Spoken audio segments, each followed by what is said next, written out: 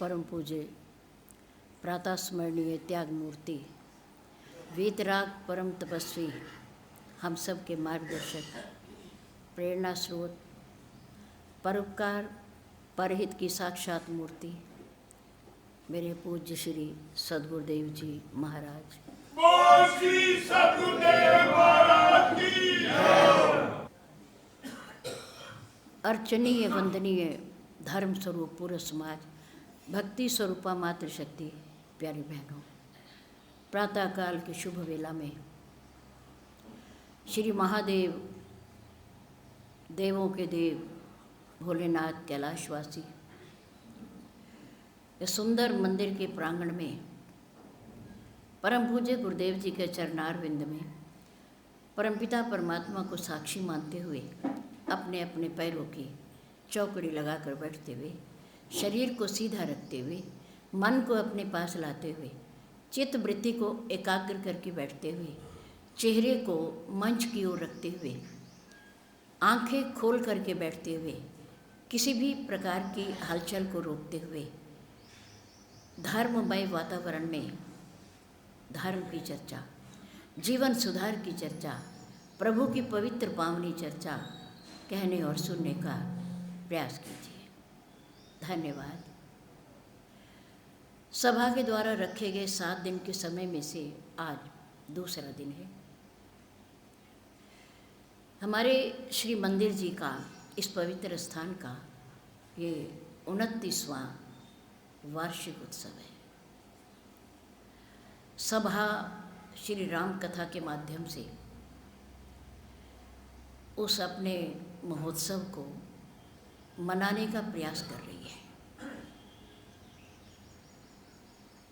जिनका ये मंदिर है भोलेनाथ जी का,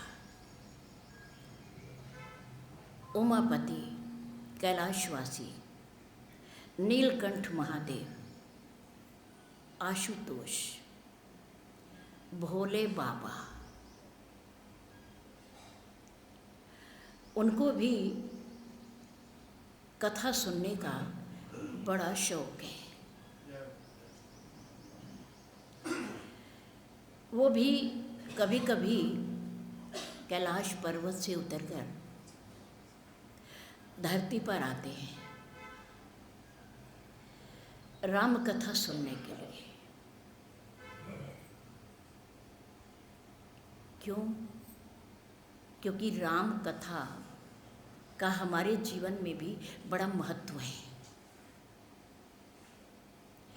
ये जो समय समय पर हमारे मन में अपने धर्म के प्रति, अपने तीर्थों के प्रति, अपने धर्म शास्त्रों के प्रति जो संशय हो जाते हैं, जो भ्रम हो जाते हैं,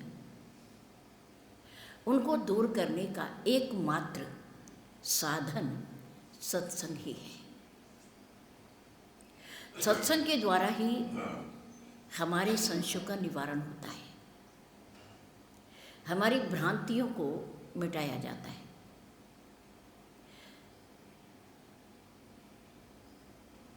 माँ सती को संशय हुआ था राम पर, उनके ऐश्वर्य पर, महिमा पर, उनकी व्यापकता पर।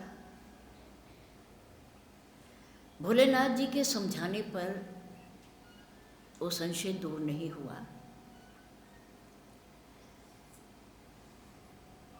और अपने स्वामी की बात को उन्होंने नहीं माना। भगवान की परीक्षा ली और उस परीक्षा में सती फेल हो गई, अनुत्तीर्ण हो गई और राम जी पास हो गए। सीता का रूप बनाकर सती ने परीक्षा ली तो भगवान शंकर ने पत्नी रूप का त्याग कर दिया, यानी कि सती को मन से त्याग दिया। उसके बाद उन्होंने वाम अंग में बैठने का स्थान नहीं दिया भोलेनाथ जी, महादेव ने। अब जिस महिला का, जिस धर्मपत्नी का, अर्धांगिनी का पतिदेव मन से त्याग कर दें तो उनकी मनोदशा क्या हो सकती है।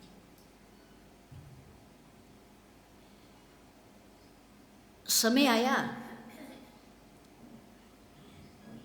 सती माँ के पिताजी ने, दक्ष प्रजापति ने एक यज्ञ किया। और यज्ञ कहाँ किया? आपके पड़ोस में, कनखल में, गंगा जी के किनारे पर, हरिद्वार से थोड़ा हटकर यज्ञ किया, और बहुत बड़ा यज्ञ किया। उस यज्ञ में धार्मिक अनुष्ठान है, तो ऐसे अनुष्ठानों में अपनों को, अपने मित्रों को, संबंधियों को बुलाया जाता है, आमंत्रित किया जाता है। दक्ष प्रजापति ने भी वही किया, सबको बुलाया। अपने पूज्य पिता श्री ब्रह्मा जी को भी बुलाया, इंद्र को भी बुलाया, देवताओं के गुरु बृहस्पति देव जी को भी बुलाया, और भोलेनाथ जी को, जो उनके दामाद भी हैं और देवों के देव महादेव भी हैं, उनको नहीं बुलाया।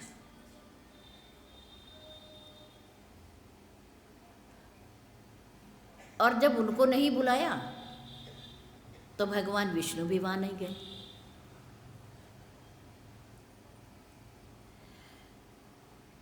सती ने पिता के यज्ञ में जाते हुए आकाश मार्ग से देवी देवताओं को देखा, तो भोलेनाथ जी से पूछ लिया कि ये सब पालकियाँ, ये सब रथ कहाँ जा रहे हैं। भोलेनाथ जी ने कहा कि तुम्हारे पिताश्री यज्ञ कर रहे हैं कनखल में, और उसमें ये सब देवी देवता भाग लेने जा रहे हैं दक्ष के निमंत्रण पर। तो सती ने कहा क्या आप, भोलेनाथ ने कहा नहीं, मेरे साथ एक समय उनका कुछ विरोध हो गया था तुम्हारे पिता का, और उसी विरोध के कारण मुझे नहीं बुलाया, तो तुम धर्मपत्नी थी, तुम्हें भी नहीं बुलाया। तो सती ने कहा कोई बात नहीं, पिता का घर है, मेरा मायका है, नहीं बुलाया कोई बात नहीं, ऐसे में तो बिना बुलाए भी जा सकते हैं। सती का मन नहीं लग रहा था, क्यों? क्योंकि भोलेनाथ जी ने उसका मन से त्याग कर दिया था, और सामने बैठती थी, वाम अंग में नहीं बैठती। तो सती ने कहा यदि आप आदेश दो तो मैं पिता के यज्ञ में चली जाऊं। भोलेनाथ जी ने कहा देखो सती, शुभ कर्म है, यज्ञ हो रहा है, जाने में कोई बात नहीं, लेकिन बिना बुलाए कहीं जाएं तो आदर नहीं होता, सत्कार नहीं होता। किसी के दुख में तो व्यक्ति बिना बुलाए भी जा सकता है और जाना भी चाहिए, लेकिन सुख में बिना बुलाए नहीं जाना चाहिए, खुशी में बिना बुलाए मत जाए। तो सती कहने लगी कोई बात नहीं, यहाँ भी मैं क्या कर रही हूँ बैठकर, मैं चली जाती हूँ आप कहते हो तो। भोलेनाथ ने कहा तुम्हारा मन नहीं मान रहा, कोई बात नहीं, चली जाओ, चली जाओ। सती चली गई। अब सती को आया हुआ देखकर उनकी 6 बहनें और भी हैं, दक्ष की 7 कन्या थी, अलग अलग महापुरुषों को उन्होंने दी। उनमें से एक कन्या ब्रह्मा जी के कहने से भगवान शंकर को दे दी, सती। तो बाकी 6 बहनें जो निमंत्रण पर आई हुई थी वो उठ करके सती का मजाक करने लगी कि देखो, बिन बुलाए मेहमान, पिता ने बुलाया नहीं, आकर के खड़ी हो गई। किस मुंह से आई हो, कैसे आई हो? लेकिन माँ ने जब सुना कि बेटी आई है, सती आई है, और मेरे पति ने उसे नहीं बुलाया, कोई बात नहीं, पर मेरी तो बेटी है ना, मेरी कन्या है। माँ उठी और भागी और सती को हृदय से लगा लिया, बड़े प्यार से मिली। माँ है ना, माँ की ममता होती है। माँ के लिए सब बच्चे बराबर होते हैं, बराबर ममता, बराबर प्यार लुटाती है माँ, चाहे 2 हो, 4 हो, 5 हो या 7 हो, कितने भी हो, माँ को सभी प्यारे होते हैं। सती अंदर आ गई, शर्म तो बहुत आई, लेकिन क्या करे, उधर से भोलेनाथ जी ने भी त्याग कर दिया है, इधर बहनें उपहास कर रही हैं, एक माँ मिली है, माँ का प्यार है, चलो वही सहारा। आ गई। यज्ञ प्रारंभ हुआ तो सभी यज्ञ में जाकर के बैठने लगे। सती भी आई माँ के साथ, और उसने पूरे यज्ञ में आसन लगे हुए देखे, कुर्सियाँ लगी हुई देखी, सब अपने अपने आसन पर आकर विराजमान हो गए। लेकिन उसने देखा कि 2 विभूतियाँ इस यज्ञ में नहीं है, एक भगवान भोलेनाथ और एक लक्ष्मीपति भगवान विष्णु, 2 नहीं है। उनका स्थान भी नहीं, आसन भी नहीं, कुर्सी भी नहीं। चलो बुलाया तो नहीं, कोई बात नहीं, विरोध है, लेकिन आसन भी नहीं लगाया। जब सती ने ये देखा कि मेरे पति का बुलाना तो चलो नहीं बुलाया, कुर्सी भी नहीं बिछाई, आसन भी नहीं बिछाया, जिस यज्ञ में यज्ञ के प्राण ही ना हो, आत्मा ही ना हो, वो यज्ञ कभी पूर्ण नहीं हो सकता। सती ने पिता के यज्ञ में योग अग्नि से शरीर को दग्ध कर दिया, अपवित्रता हो गई, यज्ञ बंद हो गया, प्रारंभ नहीं हुआ। जब सती ने अपना शरीर छोड़ दिया तो यज्ञशाला में अपवित्रता हो गई, अशुद्धता हो गई, तो यज्ञ बंद हो गया। तो अब भगवान शंकर को वैराग हो गया, विरक्ति आ गई मन में कि त्याग तो मैंने कर ही दिया था मन से, सामने बैठी थी, बातचीत का साधन तो था ही, अब वो दुनिया से चली गई है। तो उन्हें वैराग हो गया। जब वैराग हो गया तो संन्यास ले लिया भोलेनाथ जी ने, सामने बैठे। अब संन्यास ले लिया तो अब जहाँ तहाँ भगवान की कथा होती है, चर्चा होती है, राम कथा होती है, तो समय समय पर वो उन्हें सुनने के लिए नीचे धरती पे आते हैं। क्यों? क्योंकि देवताओं के पास स्वर्ग में सत्संग नहीं है, राम कथा नहीं है। राम बुलावा भेजिया, दिया कबीरा रोए। राम जी की तरफ से, भगवान की तरफ से संदेशा आया, तुम्हारा जीवन पूरा हो गया, कबीरदास आ जाओ, आ जाओ, अब हमारे धाम में आ जाओ। कबीरदास जी रोने लगे। भाई भगवान का निमंत्रण, भगवान का बुलावा, उनके धाम में जा रहे हो, रो रहे हो। कबीरदास जी ने कहा इसलिए रो रहा हूँ कि जो भगवत चर्चा, जो राम कथा, जो संतों का संग, जो भक्तों का संग इस मृत्यु लोक में मिलता है, इस संसार में मिलता है, वो बैकुंठ में नहीं है। बैकुंठ में नहीं है, स्वर्ग में भी नहीं है और कैलाश पर्वत के ऊपर भी नहीं है। इसलिए वो सुनने के लिए यदा कदा नीचे आते हैं, संतों की कथा सुनते हैं। गोस्वामी तुलसीदास जी ने लिखा, हमारे रामचरितमानस में शब्दों की बड़ी महानता है। बहुत सारे शब्द, जैसे बड़भागी शब्द है, एक बार शब्द है, भगवान का मर्म शब्द है कि कौन जानता है कौन नहीं जानता, कथा शब्द है, इनकी बड़ी महानता है और विशेष स्थानों पर इनका प्रयोग किया गया है। तो गोस्वामी तुलसीदास जी ने कहा एक बार की घटना, और घटना भी त्रेता युग की, और त्रेता युग में भी कौन से समय की? उस समय की जब प्रभु राम का अवतार हो चुका था, उनका विवाह हो गया था और विवाह के उपरांत महारानी कैकेयी ने उन्हें वनवास दे दिया था। उस समय की घटना क्या घटा?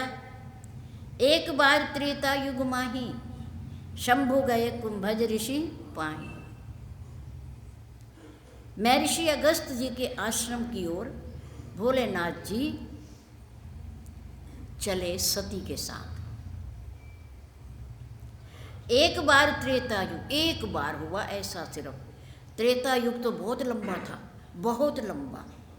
4,32,000 को 3 से गुणा कर दें तो जो आएगा उतनी आयु त्रेता की थी।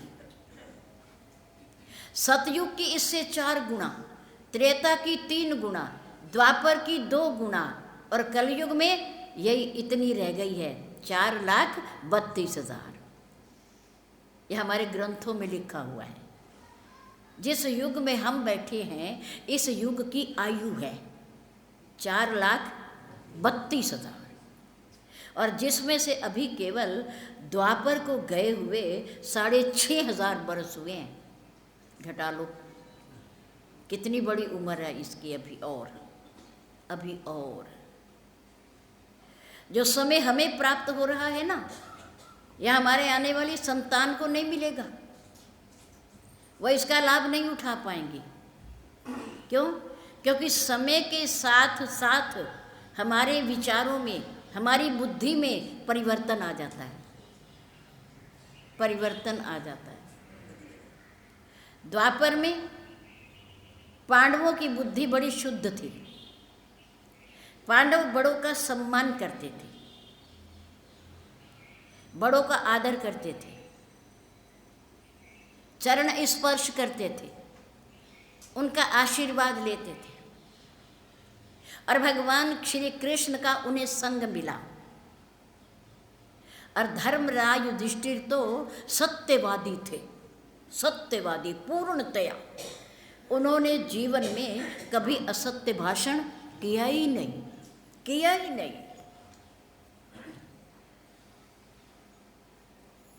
ऐसे ऐसे विद्वान थे। भीष्म पितामह पूर्णतया ब्रह्मचारी, विवाह किया ही नहीं, राज्य की रक्षा के लिए, पिता की कामना की पूर्ति के लिए विवाह ही नहीं किया भीष्म पितामह जी ने। विदुर जैसे महान नीतिकार उस समय, लेकिन कलयुग के आते आते पांडवों की संतान महाराजा परीक्षित, उसकी बुद्धि भ्रमित होने लगी, क्योंकि कलयुग का पदार्पण हो रहा था, द्वापर जा रहा था और कलयुग आ रहा था।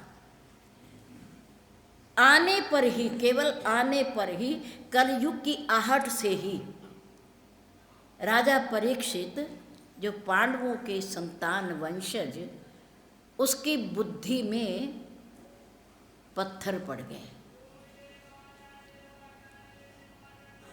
कपिल मुनि अपने स्थान पर बैठ करके भजन कर रहे हैं, ध्यान कर रहे हैं, अंतर्मुख हैं, उनके नेत्र बंद हैं और उनकी लौ, उनकी वृत्ति भगवान से जुड़ी हुई है, जुड़ी हुई है।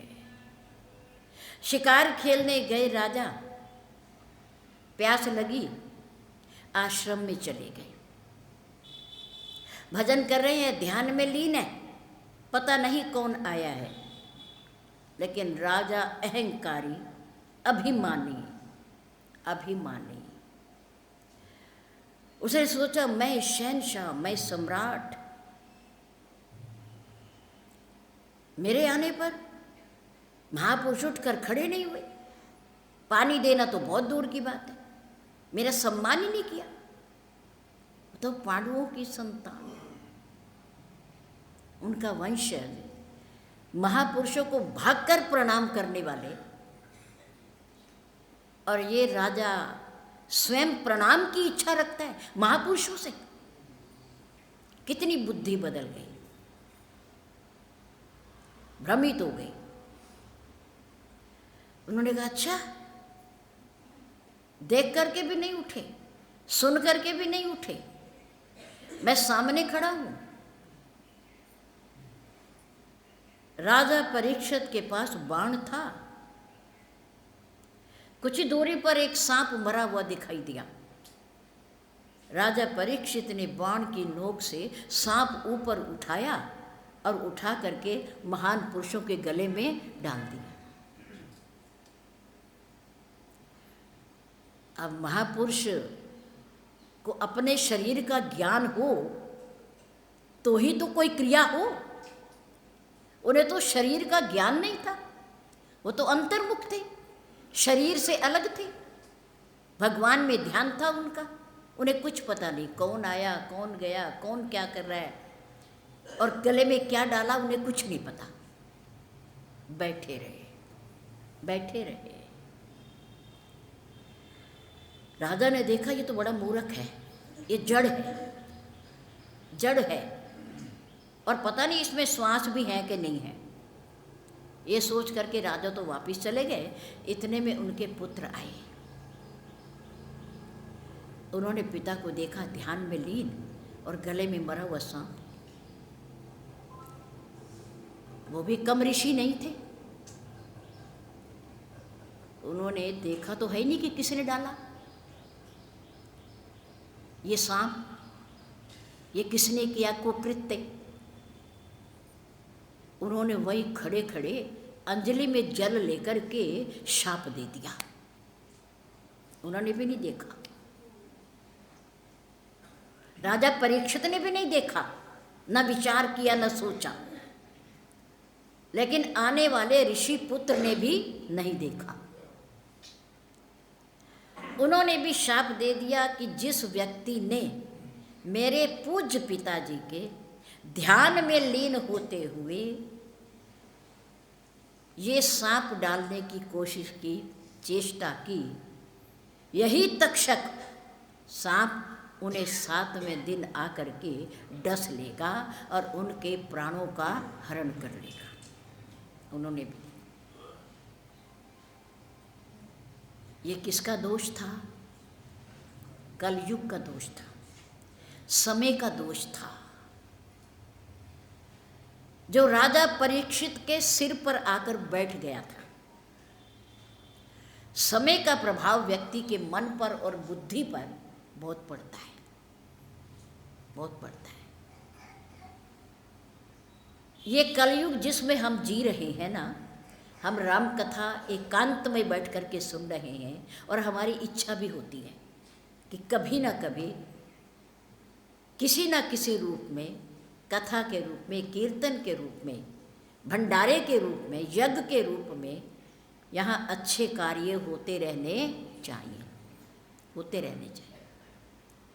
लेकिन भावी संतति, आने वाली हमारी पीढ़ी, उनके पास इतना भी समय नहीं होगा और ना विचार होगा कि ऐसा होना चाहिए, ऐसा होता था और आगे भी होना चाहिए। समय बदल रहा है, समय परिवर्तनशील है, परिवर्तनशील है। भगवान भोलेनाथ कथा सुनने पहुंचे, क्योंकि वहाँ कथा नहीं होती। कथा कहाँ होती है? मृत्यु लोक में होती है, जिसमें हम और आप रहते हैं, इसमें होती है।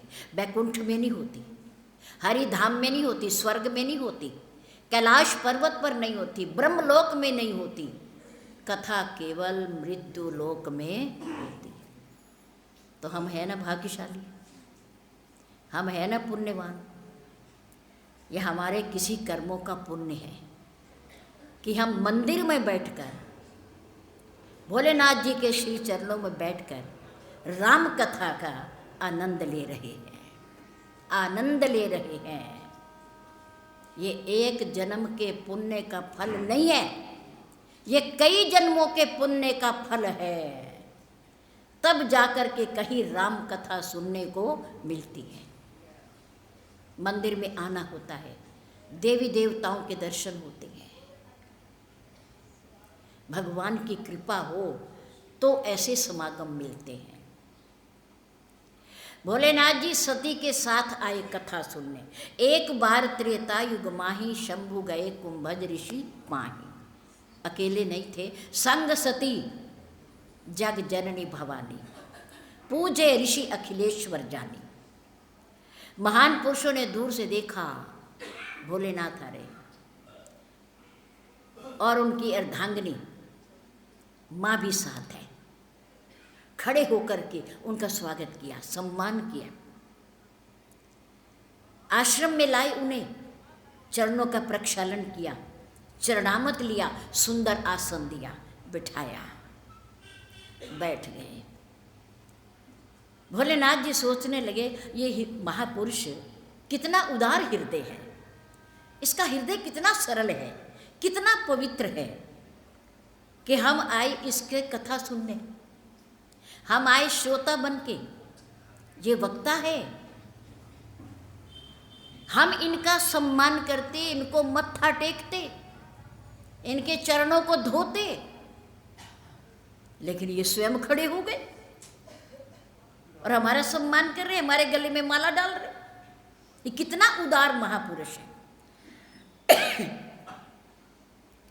सोचने लगे अपने मन में और गदगद होने लगे, गदगद, रोमांच खड़े हो गए। उनके साथ एक और भी श्रोता बनकर के आई है। कौन? माँ सती।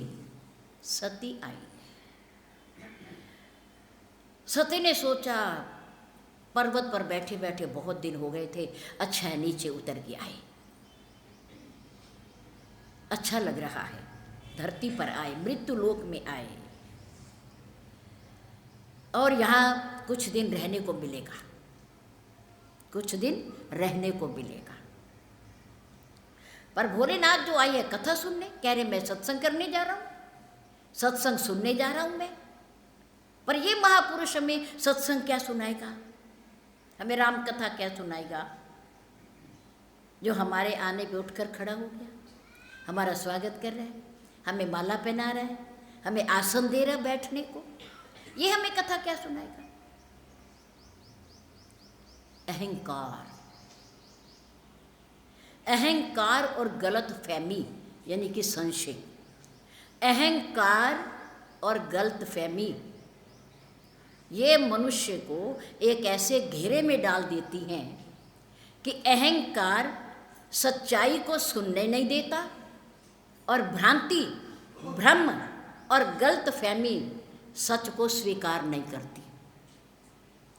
अहंकार सत्य को सुनने नहीं देता, और भ्रम, गलतफहमी सच को स्वीकार नहीं करती, दोनों नहीं मानते। भोलेनाथ जी के हृदय में तो उदारता, महान पुरुषों की सरलता, उनकी महानता, और सती के हृदय में अहंकार। ये हमें क्या सुना, ये तो हमारे से छोटा है। पैर हमेशा बड़ों के धोए जाते हैं, छोटों के नहीं धोए जाते। हमारे पैर धो करके इन्होंने ये साबित कर दिया है कि हम बड़े हैं और ये महापुरुष छोटा है। ये छोटा है, महापुरुष छोटा है। अहंकार हृदय में लेकर बैठ गई। और भोलेनाथ जी ने उदारता, सरलता, महानता महापुरुषों की देखी। भोलेनाथ जी ने कहा, देखो हम आपसे कुछ सुनने आए हैं। राम कथा मुनि बर ए बखानी। महान पुरुषों ने कथा कहनी शुरू कर दी और सुनी महेश परम सुख मानी।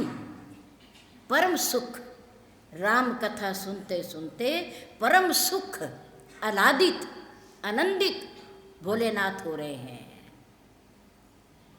राम कथा मुनि बर ए बखानी, सुनी महेश परम सुख मानी।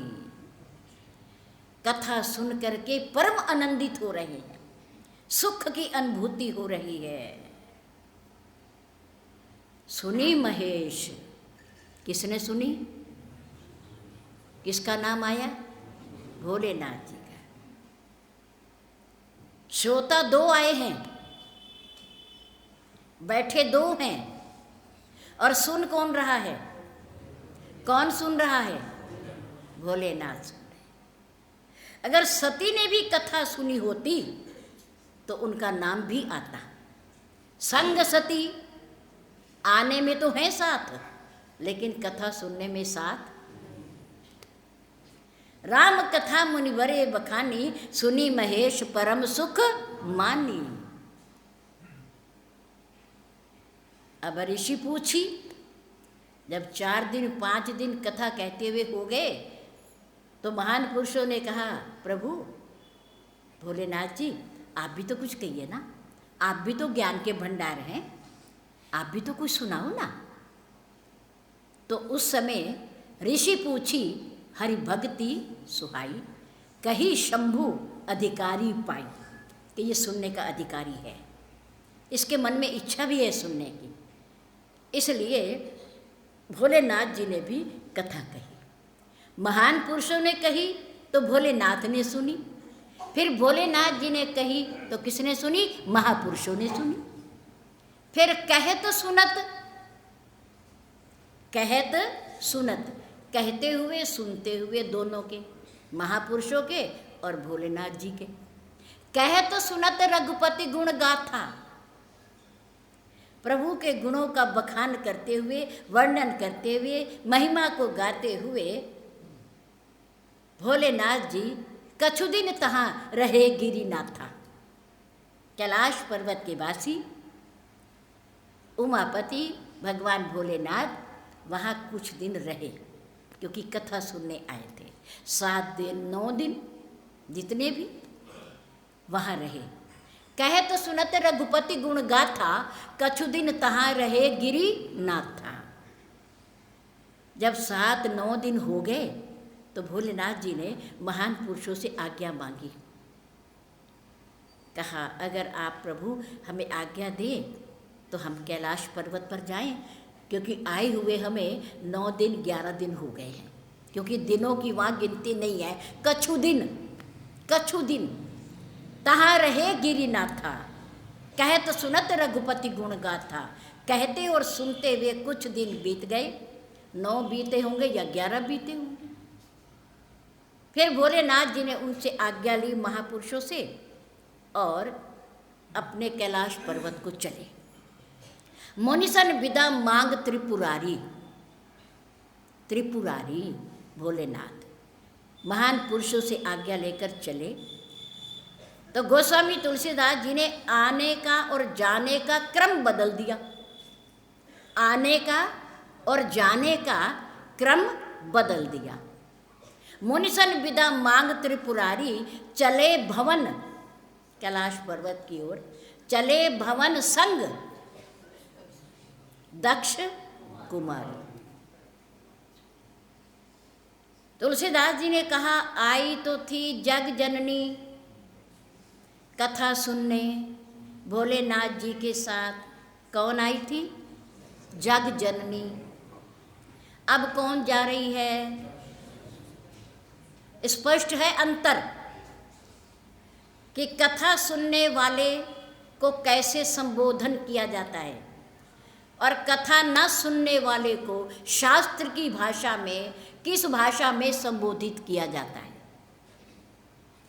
इसलिए कथा से पहले हमारे पूज्य गुरुदेव संबोधन दिया करते थे कि पैरों की चौकड़ी लगाकर बैठिए, शरीर को सीधा करके बैठिए, मन को अपने पास ले आइए, चित्त वृत्ति को एकाग्र करके बैठिए, ताकि जो आप बात सुने कानों के रास्ते वो अंदर तक जाए।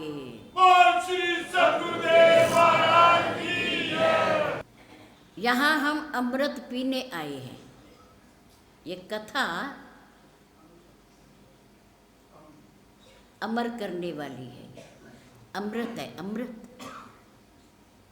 इससे हमारा और आपका जीवन अमर होता है। अमर,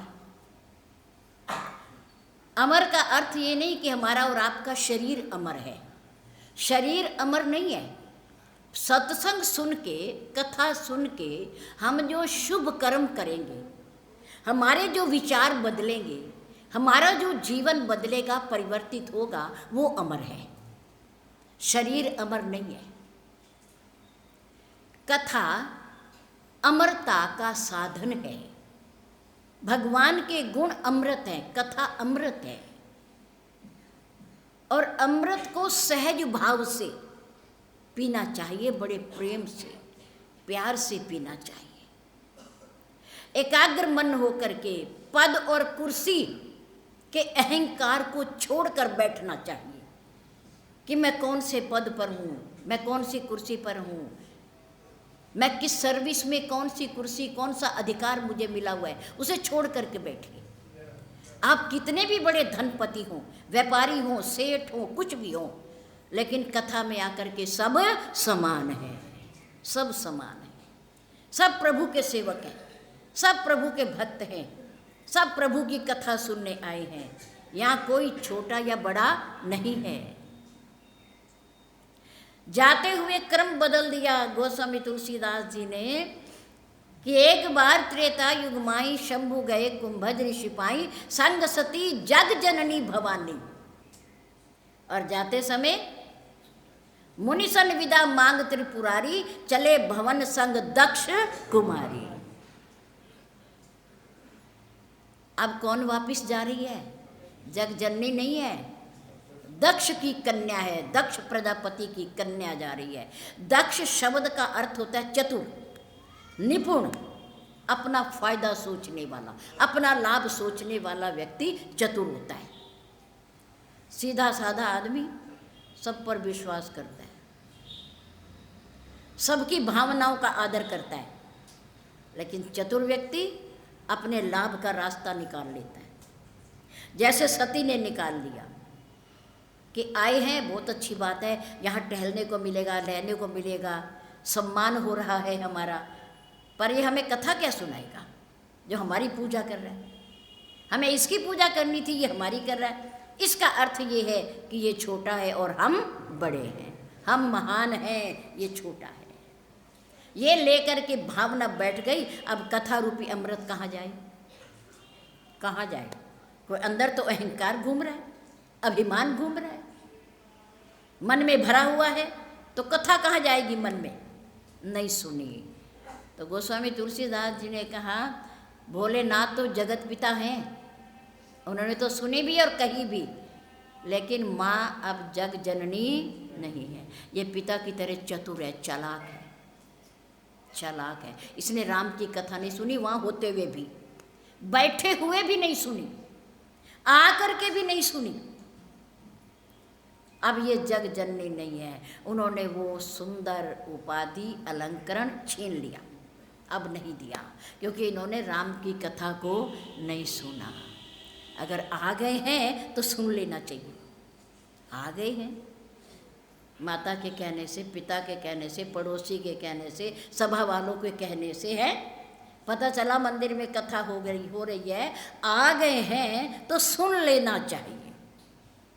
और लाभ की बात को उठा लो, बाकी छोड़ दो, बाकी छोड़ दो। तो भोलेनाथ जी के साथ चली गई है माँ दक्ष कुमारी, वापिस चले गए और रास्ते में उन्हें संशय हो गया राम की लीला को देखकर। राम उस समय विलाप लीला कर रहे थे। क्या कर रहे थे? विलाप लीला। माँ सीते को ढूंढ रहे थे, और ढूंढ ही नहीं रहे थे, पक्षियों से पूछ रहे, पेड़ों से पूछ रहे, पशुओं से पूछ रहे अपनी सीता जी के बारे में। ये दृश्य देखकर भोलेनाथ तो रोमांचित हो गए, गदगद हो गए, और दूर खड़े होकर के थोड़ी देर रुक कर उन्हें जय सच्चिदानंद जग पावन, आस कई चले मनोजन सावन। कामदेव को भस्म करने वाले भोलेनाथ एक कामी की तरह विलाप करते हुए भगवान राम को देखकर उन्हें मत्था टेक करके आगे बढ़ गए, आगे बढ़ गए। प्रभु कैसी लीला कर रहे हो, ऐसा तो कोई दुनिया का कामी भी नहीं करता। एक बार वो भी संकोच में आ जाएगा, शर्म उसे आ जाएगी कि मैं पेड़ों से पूछ रहा हूँ, पत्तों से पूछ रहा हूँ, पशुओं से पूछ रहा हूँ, भंवरों से पूछ रहा हूँ। वाह प्रभु, आपकी माया आप ही जानो, हमें नहीं कुछ पता। हम तो भ्रमित हो जाएंगे आपकी माया को देख के कि आप पार ब्रह्म हो, आप साक्षात ईश्वर हो। सीता चली गई तो आप रो रहे हो, आप पेड़ों से पत्तों से पूछ रहे हो। पर धन्य हो प्रभु, आप और आपकी माया को प्रणाम प्रणाम। मनोजन सावन, मनोज कहते हैं कामदेव को, मनोज का अर्थ है कामदेव। कामदेव को भस्म करने वाले भोलेनाथ भगवान राम को कामी की तरह विलाप करते हुए देखकर जय सच्चिदानंद जग पावन। आप सत्य हो, आपकी शक्ति भी सत्य है, आपकी सीता भी सत्य है, कहीं गई नहीं है। आपकी सीता को आपसे कोई नहीं छीन सकता, कोई नहीं छीन सकता। आपकी सीता आपके पास है, लेकिन दुनिया में नाटक लीला कर रहे हो, अभिनय कर रहे हो, और ऐसी कर रहे हो, ऐसी लीला कर रहे हो कि प्रभु देखने वाला भी हैरान हो जाए कि ये क्या हो रहा है। मैं तो प्रभु आपकी माया को मत्था टेकता हूँ। जय सच्चिदानंद जग पावन, अस कई चले मनोज निशावन। पुनि पुनि पुलकत कृपा निकेता। राम की लीला को याद कर करके पुनि पुनि, फिर बार बार उनके शरीर में रोमांच हो रहा है। भोलेनाथ जी के शरीर में रोमांच हो रहा है, आंखों से आंसू बह रहे हैं। चले जात शिव सती समेता, पुनि पुनि पुलकत कृपा निकेता। बार बार उनको रोंगटे खड़े हो रहे हैं, गदगद हो रहे हैं, आंखों से आंसू आ रहे हैं, कभी प्रसन्न होते हैं, कभी रोते हैं। सती सो दशा शंभु की देखी। सती ने कहा इन्हें क्या हो रहा है, कभी रो रहे हैं, कभी हंस रहे हैं, कभी आनंदित हो रहे हैं, कभी रोंगटे खड़े हो रहे हैं। ये क्या, किसको देख के हो रहे हैं? सती ने पूछा ये क्या हो रहा है, ये आप ये क्या पुलकायमान आंसू आ रहे आंखों में से, ये क्या हो रहा है? भोलेनाथ जी ने कहा बस तू पूछ मत कुछ, सती कुछ मत पूछो, मैं आज दिन के दर्शन कर रहा हूं ना, मन तो ये करता है कि नीचे उतर जाऊं। जय श्री राम, जय श्री राम, जय। मन करता है नीचे उतर जाऊं और भाग के उनके चरण पकड़ लूं, उन्हें प्रणाम कर दूं, पर मैं क्या करूं, मैं लाचार हूं, उनकी आज्ञा में बंधा हुआ हूं। अगर मैं नीचे उतर गया और भाग करके मैंने उन्हें प्रणाम कर दिया तो लोग समझ जाएंगे ये भोलेनाथ से भी कोई बड़ी शक्ति है, भोलेनाथ से भी बड़ी शक्ति है कोई, जिसको भोलेनाथ प्रणाम कर रहे हैं, उनके सारे भेद खुल जाएंगे। और मैं नहीं चाहता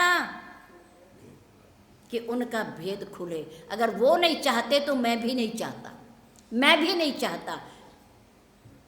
ये मेरे इष्ट देव हैं, मेरे इष्ट देव, मेरे स्वामी हैं ये। सोई मम इष्ट देव रघुबीरा, सेवत जाई सदा मुनि धीरा। ये मेरे वही इष्ट देव हैं जिनका मैं सिमरन करता रहता हूँ, जिनका मैं ध्यान करता रहता हूँ, अंतर्मुख होकर के जिनको याद करके मेरी समाधि लग जाती है। सती ये वही मेरे इष्ट देव हैं, मेरे परमात्मा है, मेरा राम है, मेरा स्वामी है। एक बार त्रेता युग माही शंभु गए कुंभज ऋषि पाई। इस एक बार के पीछे घटना घटी क्या कि सती को राम पर संशय हो गया कि ये तपस्वी, ये पत्नी को ढूंढने वाले, पेड़ों के पत्तों से पशुओं से पूछने वाले परमात्मा नहीं हो सकता। परमात्मा क्या, साधारण राजकुमार भी नहीं हो सकता, तपस्वी भी नहीं हो सकता। और मेरा पति है कि इन्हें बार बार प्रणाम कर रहा है, बार बार उन्हें रोमांच हो रहा है, प्रसन्न हो रहे, आनंदित हो रहे। सती को संशय हो गया। दक्ष की कन्या, ब्रह्मा जी की पोती और भोलेनाथ जी की पत्नी, इतनी विशेषताएं होते हुए भी सती को राम पर संशय हो गया। क्यों हो गया? इसलिए हो गया कि उन्होंने महान पुरुषों का अपने पति देव के साथ बैठकर सत्संग नहीं सुना, नहीं सुना। सत्संग सुन लेती तो ये भ्रांति ना होती, ये संशय ना होता। बैठी तो रही, हाजिरी तो रही, लेकिन सत्संग नहीं सुना।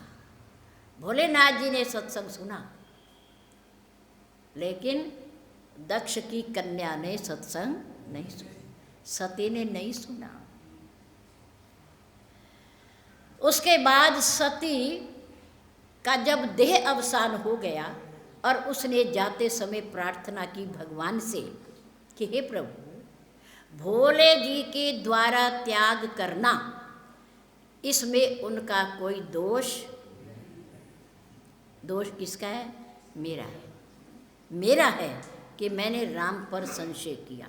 चलो संशय भी दूर हो जाता, भोलेनाथ जी मुझे बता देते, समझा देते, पर मैंने जो उनकी परीक्षा ली परमात्मा की, सीता बन करके गई, उसके लिए उन्होंने मुझे माफ नहीं किया, माफ नहीं किया और मेरा त्याग कर दिया। इसमें उनका कोई दोष नहीं, दोष मेरा है। इसलिए मैं जाते समय आपसे प्रार्थना कर रही हूँ कि अगला जन्म यदि मुझे महिला का मिले तो मैं ये प्रार्थना करती हूँ दिल से कि मुझे पति रूप में कौन मिले? भोलेनाथ ही मिले। शंकर भगवान की जय। पति के रूप में भोलेनाथ ही मिले, क्योंकि कमी मेरे में थी, उनमें कमी नहीं थी, उनमें नहीं थी। दोष मान लिया सती ने अपना, मेरा दोष है, उनका दोष नहीं है, वो ठीक थे। उन्होंने कथा सुनी, मैंने कथा नहीं सुनी, सत्संग में बैठ करके भी, इसलिए मुझे भ्रांति हुई, मुझे भ्रम हुआ। भोलेनाथ दूसरी बार जब वो माँ पार्वती बनकर हिमाचल राज्य के यहाँ आ गई और उनका विवाह हो गया भोलेनाथ जी से, और कैलाश पर्वत पर जाकर के बैठी और उन्हें पिछले जन्म की सारी याद आ गई कि मैं सती थी, मैंने सत्संग नहीं सुना, मुझे राम पर संशय हो गया, और संशय के कारण जो मैंने परीक्षा ली, भोलेनाथ ने मेरा त्याग कर दिया, मेरा दूसरा जन्म हुआ, और इन्हें पाने के लिए मुझे बहुत बड़ी कठिन तपस्या करनी पड़ी। पहले तो भोलेनाथ जी मिले मुझे बड़ी आसानी से, मेरे दादाजी और मेरे पिता के कारण। मैं उनकी अर्धांगिनी बनी, मुझे उन्हें सौंप दिया गया, बड़ी आसानी से मुझे पति रूप में मिल गए। लेकिन इस बार जो मिले हैं बहुत बड़ी तपस्या करके मिले हैं। इसलिए हे प्रभु कृपा करना कि अब मैं इन्हें आसानी से खो ना दूं, अब ना अपने जीवन से जाने दूं मैं इन्हें, अब इन्हें पकड़ के रखूंगी मैं मजबूती से। कि अब इन्हें पाने के लिए मुझे बहुत कुछ करना पड़ा, घर का त्याग करना पड़ा, जंगल में जाके रहना पड़ा, अन्न और जल का भी त्याग करना पड़ा, और यहाँ तक कि सूखे पत्तों का भी त्याग करना पड़ा, और कई बार परीक्षा देनी पड़ी, कई बार, तब जा कर के भोलेनाथ मुझे मिले हैं। बोले बाबा की जय, बोले बाबा। हुए भोलेनाथ जी को मैंने बड़ी आसानी से खो दिया, लेकिन अब बड़ी कठिन परिश्रम के बाद मुझे ये पति रूप में मिले हैं। अब मैं इन्हें जीवन से जाने नहीं दूंगी। सामने आकर के बैठ गए, हाथ जोड़े, श्री चरणों में प्रार्थना की, प्रभु अब मेरे पिछले जन्मों की बातों को याद ना करना,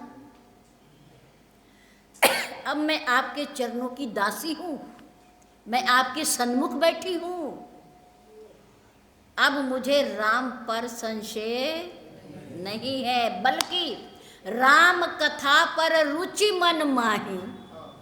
अब राम की कथा पर मेरे मन में क्या है? रुचि है, जिज्ञासा है, इच्छा है। अब आप नहीं भी सुनाओगे ना, मैं तो भी सुनना चाहूँगी, मैं तो भी कहूँगी मुझे सुनाओ, मुझे राम कथा सुनाओ। अब मैं पिछले जन्म की गलती को सुधारना चाहती हूँ। राम कथा सुंदर करतारी, संशय विहंग उड़ावन हारी। राम की कथा क्या है?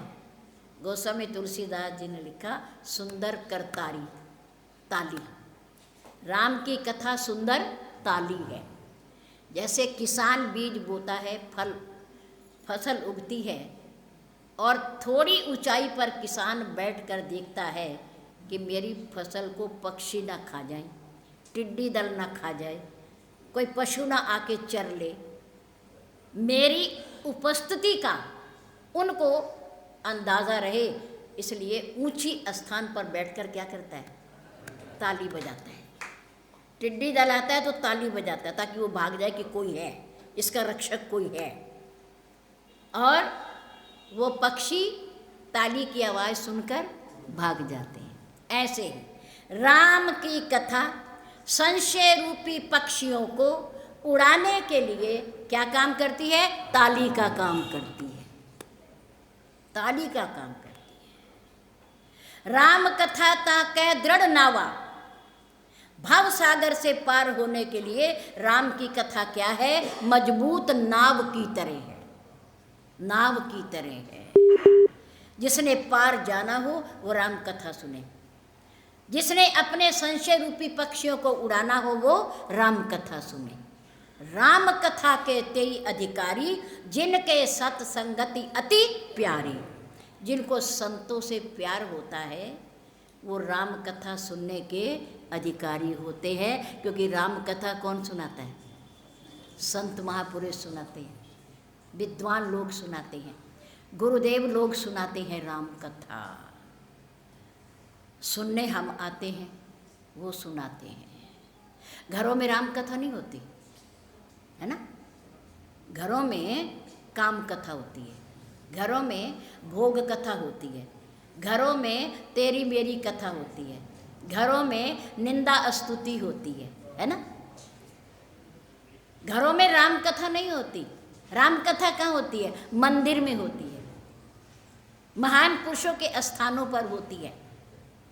इसलिए वहाँ के अणु परमाणु बड़े शुद्ध होते हैं, पवित्र होते हैं।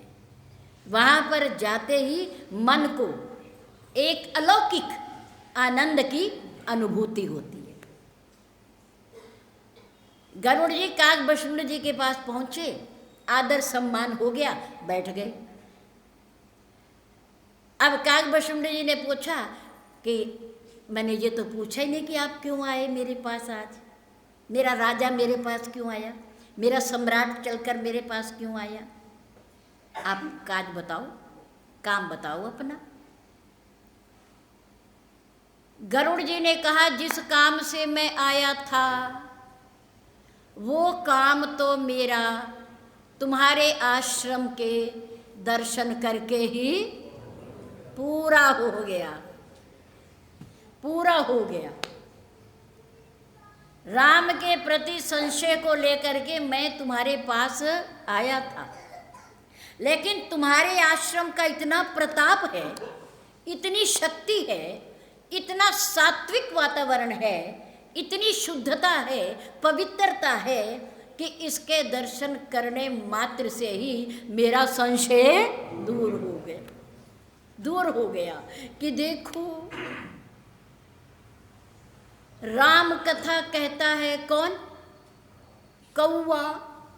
कौन कहता है? कौआ। और राम कथा सुनते कौन है? हंस। कौन सुनते हैं? हंस।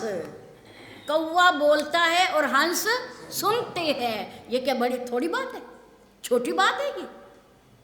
भरा कौए की वाणी इतनी कठोर, इतनी कर्कश कि किसी की मडेर पर बोलने बैठ जाए तो लोग ईंट पत्थर मारते हैं। क्यों कहाँ लगाए, क्यों बोल रहे, क्या बात है, उड़ाओ इसे। और यहाँ देखो मेरे राम की महिमा, प्रभु की कितनी अद्भुत महिमा कि कौवा कथा कहता है और उसे आगे हंस बैठकर सुनते हैं। दिव्य आत्माएं, अलौकिक आत्माएं हंस का रूप बनाकर बैठते हैं। क्यों? कि खग ही जाने खग की भाषा। पक्षी की भाषा कौन समझेगा? पक्षी समझेंगे, इसलिए वो हंस बन के बैठते हैं। भोलेनाथ जी ने कहा, पार्वती मैं भी गया था वहाँ एक बार कथा सुनने, क्योंकि मुझे बड़ा शौक है कथा सुनने का। अच्छा, आप भी गए थे? हाँ। तो फिर काकभूषुंड जी ने आपका बड़ा सम्मान किया होगा, बड़ा आदर किया होगा। नहीं,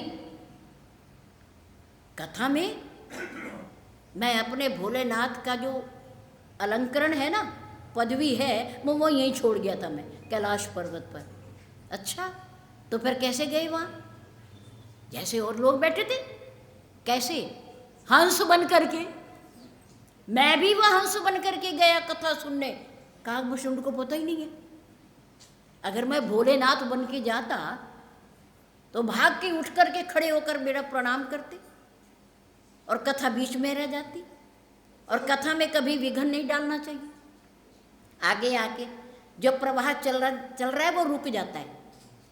मैं भोलेनाथ नहीं बन के गया, वो तो मुझे ही प्रणाम करता, मुझे ही गद्दी पर बैठाता, मुझे ही सिंहासन पर बैठाता, वो मेरी तरफ ही लग जाता, कथा रह जाती। इसलिए मैं तो हंस बन के गया वहाँ और हंसों के बीच में बैठ के मैंने कथा सुनी। और जो कथा कही पार्वती, मुझे बड़ा आनंद आया, बड़ा आनंद आया।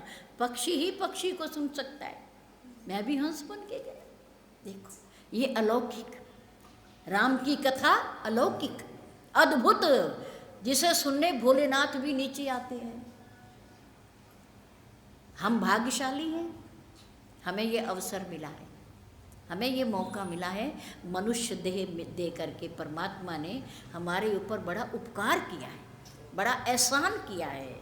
हम इसके लायक थे या नहीं, पर परमात्मा की कृपा है, उसकी दया है, उसने हमें ये मौका दिया है जीवन को बनाने का, सुधारने का, परलोक बनाने का, अगला पिछला सुधारने का मौका दिया है और इस मौके को व्यर्थ नहीं जाने देना चाहिए। धन्यवाद।